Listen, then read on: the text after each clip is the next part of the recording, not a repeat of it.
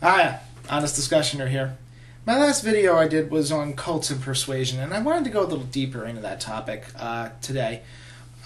Instead of talking about just the cult leaders and how they were able to convince thousands of people, and I'd just like to mention there's someone right now in Florida who calls himself the second coming of Jesus Christ and has 10,000 followers, which I imagine someone that charismatic, perhaps say back in, first century Palestine, could have done something similar. And about 10,000 people back then was a lot.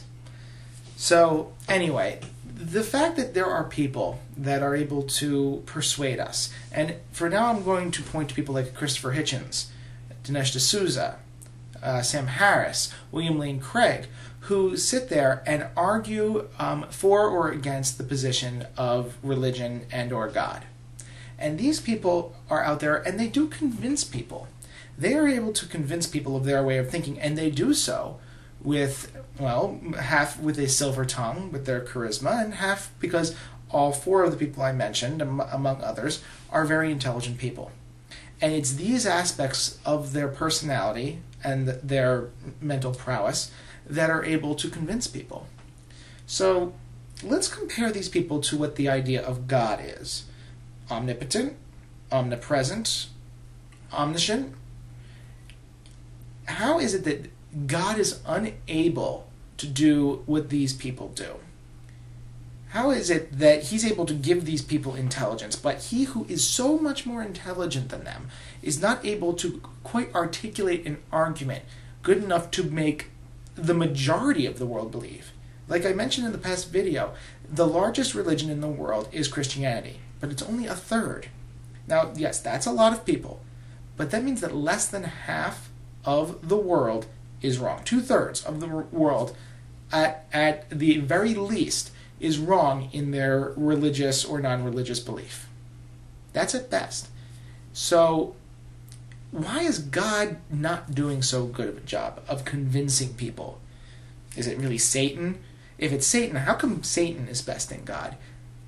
Now, I know that some people are going to say that if it's a moderate Christian who says, well, we don't really believe in hell, that's one thing. But we have to reconcile this idea of that especially fundamentalists hold, that if you don't believe in that particular religion, you are going to hell. And it is this belief, it is the idea of, if you believe in Jesus or Allah and you accept him as your personal Lord and Savior, or whatever the Islamic Muslim equivalent is, you go to heaven. Why is he able to mount a intellectual argument that surpasses that of humanity's intellectual arguments? Why is the Bible, or whatever book you hold, unable to convince people, even someone who reads it over and over again? Don't you think that the greatest truth in the universe would be kind of hard to, especially when supposedly presented word for word as it's supposed to be in God's way? Don't you think that would convince a couple more people? And I'm having a debate on my channel right now with a guy, I'm just going to call him Wildcard. You can check him out. I forget what the letters before his names are. But it's this idea of, he asked me, what system would you place that would be fair to judge humanity if I were God? And tell me if I'm wrong on this, but I couldn't. The words that creationists like to use, and I'm not saying he's a creationist, I don't even know really, but the words that they like to use is a designer. God designed us. When a designer designs something and it fails the test that the designer gave, does he blame the design or does he blame him or herself? It's the designer's fault. If God really designed us and designed the test, why is it our fault if we fail it, whatever that test may be? That is what you need to reconcile if you're going to convince any rational atheist that your holy book or even your general set of beliefs is anywhere close to being correct. Explain that to me. And I'll give you an extra example, and I posted this on my last video as well, of showing that the inherent unfairness to this sort of testing system that you have to just believe.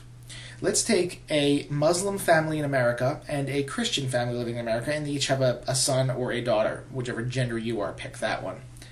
Now, they're both living in America. They both are aware of the other religion. Now, the Christian family will socially ostracize the son or daughter if they go against Christianity, and the same can be said for the Islamic family.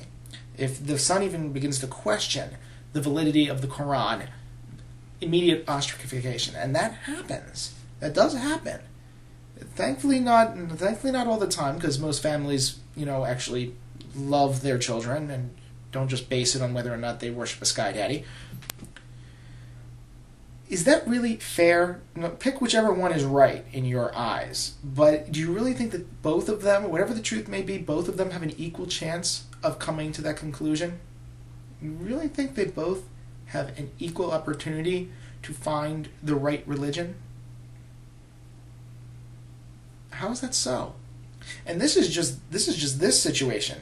I'm not even talking about all the situations where people don't even hear of the Bible or even the Quran, or if they do, it's just in passing, or it's displayed with such venom and hatefulness throughout the entire country. That's not fair. If God really exists, I think He can do a little bit better communicating to us what His intentions are than having a book slowly spread around over thousands of years, whose validity is incredibly in question, especially when He cares about us so much. So please, explain this to me. I'd love to know why. Honest Discussioner, out.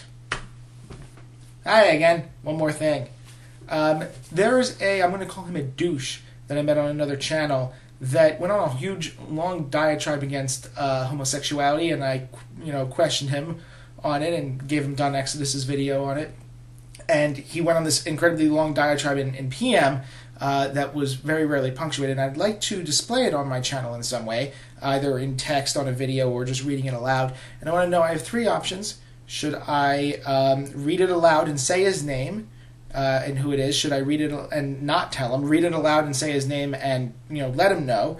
Or should I just read it aloud and not say who he is?